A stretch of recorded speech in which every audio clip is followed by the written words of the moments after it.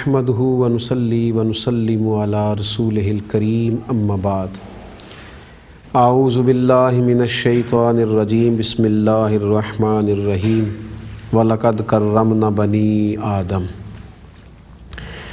صدق اللہ العظیم وصدق رسولہ النبی الکریم الامین اللہم صلی علی سیدنا و مولانا محمد معدن الجود والکرم وآلہ وصحبہ وبارک وسلم الصلاة والسلام علیک یا سیدی یا رسول اللہ وعلی آلک واصحابک یا حبیب اللہ۔ حمد و صلاۃ کے بعد یہ جو عزت اور تکریم ہوتی ہے نا،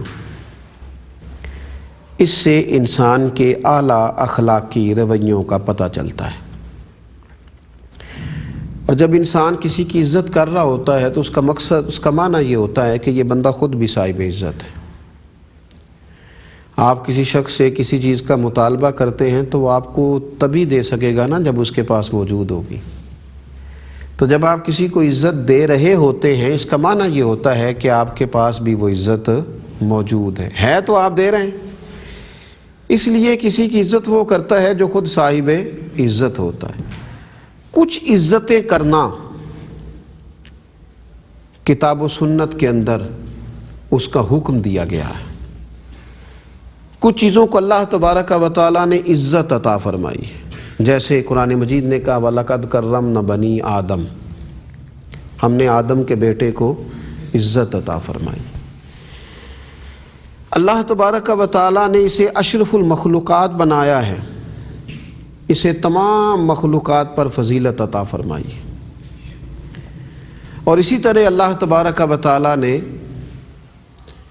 جب اس کو توفیق ایمان عطا فرمائی اور ایماندار بھی بنایا تو نبی پاک علیہ السلام کا امتی بنا دیا، تو پھر تو فرمایا کنتم خیر امت اخرجت للناس، تم بہترین امت ہو جسے لوگوں کے نفع کے لیے پیدا کیا گیا۔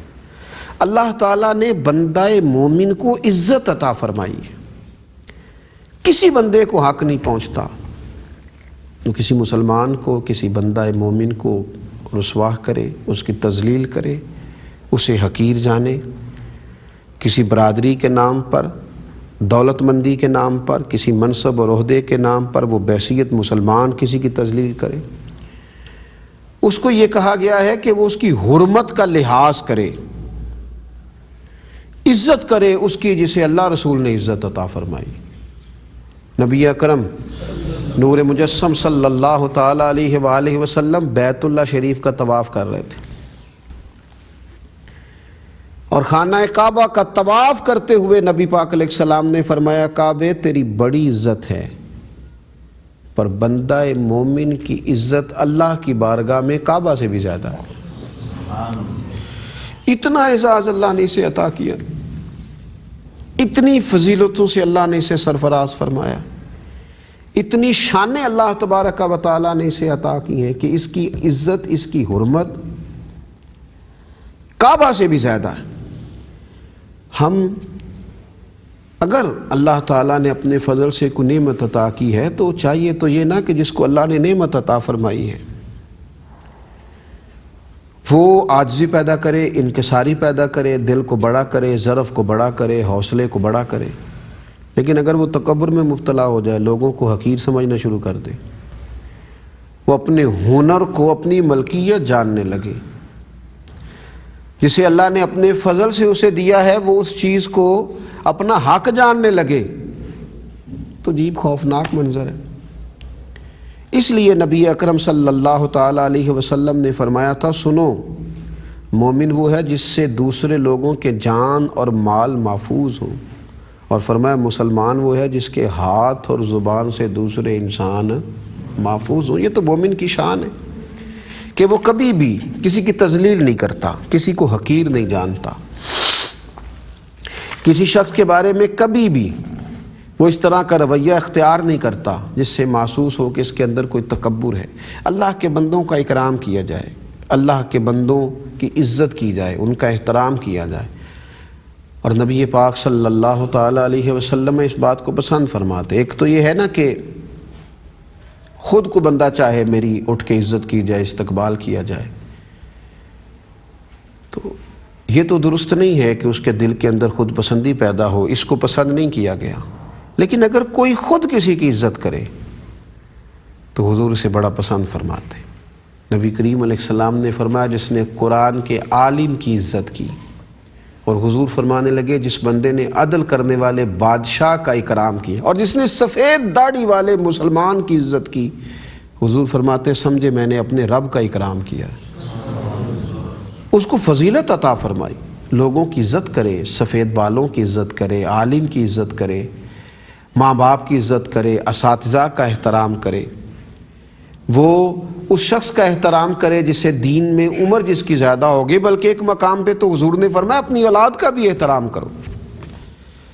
تم عزت کرو بندہ مومن کی، تمہیں احترام کرنا آئے، تمہارے لہجوں سے لفظوں سے کبھی ایسا محسوس نہ ہو کہ تم کسی شخص کے بارے میں ایسا رویہ رکھتے ہو۔ بلکہ منا کے اندر نبی پاک علیہ الصلوۃ والسلام حج کے لیے تشریف لے گئے تو سرکار نے صحابہ سے پوچھا جانتے ہو آج کون سا دن ہے؟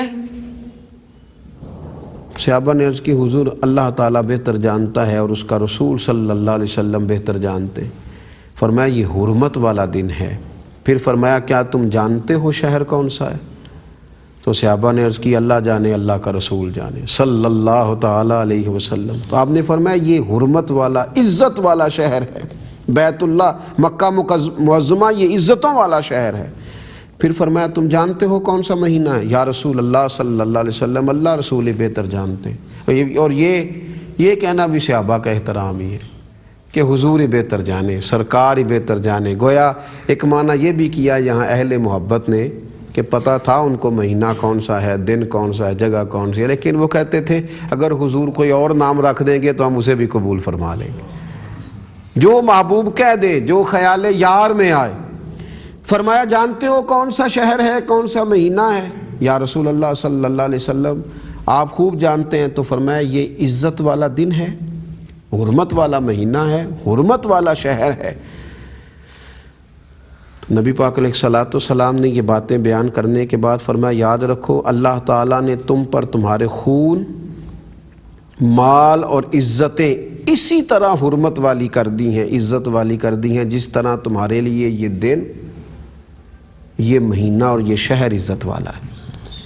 اللہ کرے میری بات کو سمجھا جائے، میں کیا سمجھانا چاہ رہا ہوں کہ جس طرح ذی الحج کی عزت ہے کہ وہ حج کا مہینہ ہے، اور جس طرح ایام حج کی عزت ہے، اور جس طرح کعبہ معظمہ کی حرمت اور عزت ہے، فرمایا اسی طرح تمہارے لیے حرمتیں ہیں، مسلمان کا مال، خون اور جان، ان کا لحاظ رکھنا، ان کا اکرام کرنا، کبھی کسی شخص کی عزت کو پامال نہ کرنا، کبھی کسی کی عزت نفس کو نہ توڑنا۔ یہاں کچھ لوگوں کے لہجے، کچھ لوگوں کا انداز، کچھ لوگوں کا طرز کلام اس طرح کا ہوتا ہے کہ جس سے محسوس ہوتا ہے کہ یہ تو پتہ نہیں کیا سمجھا اس نے لوگوں کو۔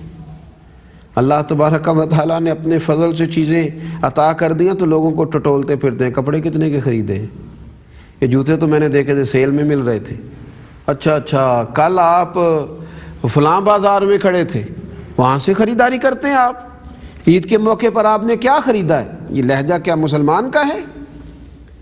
یہ انداز کیا رسول اللہ صلی اللہ علیہ وسلم کے ماننے والوں کا ہے؟ کسی کے بارے میں انداز اس طرح کا اختیار کرنا، لہجہ اس طرح کا اختیار کرنا، یہ بندہ مومن کی شان نہیں ہے۔ آپ اکرام کریں گے، کسی کی عزت کریں گے، کسی کا احترام کریں گے۔ نبی اکرم صلی اللہ تعالیٰ علیہ وسلم نے فرمایا ہر مسلمان پر دوسرے کی عزت، اس کا مال اور اس کا خون حرام ہے۔ اس طرح خون حرام ہے نا کسی کا پینا، اسی طرح کسی کی عزت میں ہاتھ ڈالنا بھی حرام ہے، اور کسی کے مال میں ہاتھ ڈالنا بھی حرام ہے۔ اور حضور نے اپنے دل کی طرف ہاتھ کر کے کہا تھا تقویٰ یہاں ہوتا ہے، تمہاری باتوں سے، تمہاری لفظوں سے تقویٰ نہیں چھلکتا، تقویٰ تو دل میں، اپنے دل سے پوچھو تم کسی کے بارے میں کیا جذبات رکھتے ہو۔ اور حضور علیہ الصلوۃ والسلام فرمانے لگے کسی مسلمان کے لیے برا ہونے کے لیے اتنا ہی کافی ہے کہ وہ اپنے مسلمان بھائی کو حقیر سمجھے، اس کو چھوٹا جانے، یہ اس کے برا ہونے کے لیے کافی ہے۔ اس نے کیسے اسے چھوٹا جان لیا جسے اللہ نے عزت کا تاج عطا فرمایا ہے؟ تم نے اسے چھوٹا جان لیا ہے جسے رسول اللہ صلی اللہ علیہ وسلم کا کلمہ پڑھنے کی توفیق نصیب ہے، اسے تم نے چھوٹا جانا ہے جس پر اللہ تبارک و تعالیٰ کی رحمت کی برکھا برستی ہے۔ میرے نبی اکرم صلی اللہ تعالیٰ علیہ وسلم لوگوں کو عزت دیتے، حضور علیہ الصلوۃ والسلام لوگوں سے پیار کرتے، آنے والے کے ساتھ محبوب علیہ السلام رحمت کے بازو پھیلا کر اس کا استقبال کرتے۔ امت کو چاہیے حضور کے اخلاق عالیہ سے فیض حاصل کرے، ان چیزوں پر غور کرے۔ اور نبی اکرم صلی اللہ تعالیٰ علیہ وسلم نے بندہ مومن کی عزت کو، حرمت کو، اس کی جان کو اتنی فضیلت عطا فرمائی کہ حضور علیہ الصلوۃ والسلام فرمانے لگے اگر تمام آسمان و زمین والے کسی ایک مومن کے قتل میں شریک ہو جائے، تمام آسمان و زمین والے، تب بھی یقیناً اللہ تعالیٰ سب کو جہنم کے اندر جھونک دے گا۔ اس لیے کہ ایک مومن کی شان، اس کی حرمت، اس کی بلندی، یہ کوئی ایسی بات ہے کہ ایک مومن کو کسی نے قتل کر دیا اور اس نے اس کو معمولی جانا؟ تو لوگوں کی قدر کرنا، ان سے پیار کرنا، ان کی عزت نفس کا خیال رکھنا، ان کا احترام کرنا، یہ بندہ مومن کی شان ہے۔ رسول اللہ صلی اللہ تعالیٰ علیہ وسلم صحابہ کے درمیان تشریف فرما تھے، اور اس مجلس میں بظاہر بیٹھنے کے لیے جو جگہ تھی ظاہری طور پر وہ کم تھی، صحابہ بالکل ایک دوسرے کے قریب ہو کے بیٹھے ہوئے تھے، اور سب سے قریب وہی بیٹھے تھے جو آج بھی سب سے قریب ہیں، حضرت ابو بکر صدیق رضی اللہ تعالیٰ۔ تھوڑی ہی دیر ہوئی کہ اس محفل مبارکہ میں مولا علی شیر خدا رضی اللہ تعالیٰ عنہ بھی تشریف لائے۔ بہت سارے لوگ بیٹھے تھے، لیکن جیسے ہی مولا کائنات تشریف لائے جناب صدیق اکبر اٹھ کے کھڑے ہوئے، اور حضرت مولا علی شیر خدا رضی اللہ تعالیٰ عنہ کا ہاتھ پکڑ کے لا کے وہاں اپنی جگہ پہ بٹھایا اور خود ذرا سائڈ پہ بیٹھ گئے۔ کیسا عجیب اور انوکھا منظر ہے! یہ وہ شخص اٹھ رہا ہے، جگہ دے رہا ہے، جو افضل البشر بعد الانبیاء بالتحقیق امت کا اجماعی عقیدہ ہے۔ حضرت صدیق اکبر رضی اللہ تعالیٰ عنہ نے جناب مولا علی شیر خدا رضی اللہ تعالیٰ عنہ کو جب اپنی جگہ پہ بٹھایا تو صحابہ دیکھ رہے تھے، کون تبصرہ کر سکتا تھا اس پر؟ حضور علیہ السلام خود ہی بولے، حکمت بھرے لفظوں سے محبوب نے فرمایا تم نے دیکھا ہے میرے ابو بکر نے کیا کیا؟ پھر حضور فرمانے لگے کوئی عزت والا ہی دوسرے کی عزت کو سمجھ سکتا ہے، کوئی فضل والا ہے کسی کے فضل و کمال کو جان سکتا ہے۔ احترام جب لوگوں کو دیا جائے، جب لوگوں کو اکرام دیا جائے، جب کسی کی عزت کی جائے، اس کی حرمت کا پاس کیا جائے۔ حضرت عبداللہ ابن عباس رضی اللہ تعالیٰ عنہ جوان تھے، ان کے بال سیاہ تھے، لیکن حضرت عمر فاروق رضی اللہ تعالیٰ عنہ جب شورا کی میٹنگ بلاتے تھے تو حضرت عبداللہ ابن عباس کو اگلی صف میں بٹھایا کرتے تھے۔ لوگوں نے کہا حضور آپ اس نوجوان لڑکے کو اتنا اکرام کیوں دیتے ہیں؟ فرمایا یہ تم سب میں سے زیادہ قرآن کو سمجھنے والا ہے۔ آپ صحابہ سے فرماتے یہ اگرچہ وہ سب سمجھنے والے تھے، لیکن یہ کہہ کہ یہ ہم سب سے زیادہ قرآن مجید کو سمجھنے والا، ان کو اکرام بھی دیا جاتا، عاجزی کا اظہار بھی کیا جاتا، اگرچہ سبھی قرآن کو بہت اعلیٰ سمجھنے والے تھے، تو اکرام دیا جاتا، پذیرائی کی جاتی، علم کی حوصلہ افزائی کی جاتی، بلکہ حد ہو گئی۔ فتح مکہ کے موقع پر حضرت صدیق اکبر رضی اللہ تعالیٰ عنہ کے والد گرامی نے مسلمان ہونے کا ارادہ ظاہر کیا۔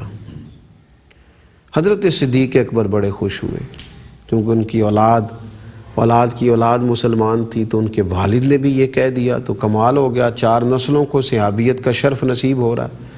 حضرت ابو بکر صدیق رضی اللہ تعالیٰ عنہ اپنے بوڑھے والد کو لے کر حضور کی بارگاہ میں حاضر ہوئے۔ اللہ کے پیارے رسول علیہ السلام کی خدمت میں بڑے ذوق سے عرض کی حضور میرے والد مسلمان ہونا چاہتے ہیں، کلمہ پڑھوا دیں، انہیں کلمہ پڑھا دیں۔ تو نبی کریم علیہ السلام نے فرمایا ابو بکر یہ بوڑھے تھے، ضعیف تھے، کمزور تھے، اگر ان کا ارادہ بن گیا تھا مسلمان ہونے کا تو مجھے بتا دیتے، میں گھر آ کے انہیں کلمہ پڑھا دیتا۔ یہ اکرام ہے، یہ حضور کی جانب سے دی ہوئی عزت ہے کہ بندہ مومن کا اکرام کیا جائے، دین کی طرف راغب ہونے والے لوگوں کی عزت کی جائے، اور کسی بھی شخص کی حرمت کا اس لیے لحاظ کیا جائے کہ اللہ کا بندہ ہے اور رسول اللہ صلی اللہ تعالیٰ علیہ وسلم کا غلام ہے۔ اس سے کیا ہوگا؟ اس سے ایک تو یہ ہوگا کہ جب کسی کی عزت کریں گے تو پتہ چلے گا خود صاحب عزت ہے، اور دوسرا عاجزی کا اظہار ہوگا، اور تیسرا آپ کسی شخص کا کام پورے طور پر نہیں کر سکتے لیکن اس کو عزت دے دیتے ہیں تو اسے تسلی ضرور نصیب ہوتی ہے، اس کو راحت ہوتی ہے، وہ سمجھتا ہے کہ میرے لیے گنجائش پیدا کی گئی، مجھے کچھ آسانی دی گئی، تو مومن کی حرمت کا، عزت کا لحاظ کیا جائے۔